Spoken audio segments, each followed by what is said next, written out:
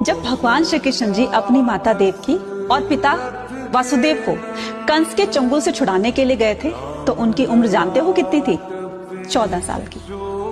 तो उनकी माता देवकी ने उनसे पूछा कि बेटा तुम तो भगवान हो, तो तुम जल्दी भी तो आ सकते थे हमें छुड़ाने के लिए। तो श्री कृष्ण जी ने हंसकर कहा कि माता मैं जल्दी कैसे आ जाता, क्योंकि आपने भी तो मुझे 14 साल का वनवास दिया था ना। माता बड़ी हैरान हो गई। उन्होंने कहा मैंने कब तुम्हें 14 साल का वनवास दिया? तब श्री कृष्ण जी ने कहा कि पिछले जन्म में मैं राम था और आप मेरी माता केकई थी। तो बड़ी हैरानी से पूछा तो फिर यशोदा जी कौन है?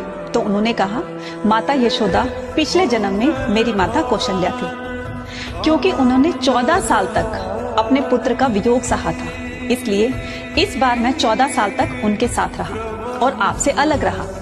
कहने का मतलब ये कि इंसान चाहे हम किसी के साथ गलत कर रहे हैं और चाहे वो थोड़े दिनों की दुश्मनी हो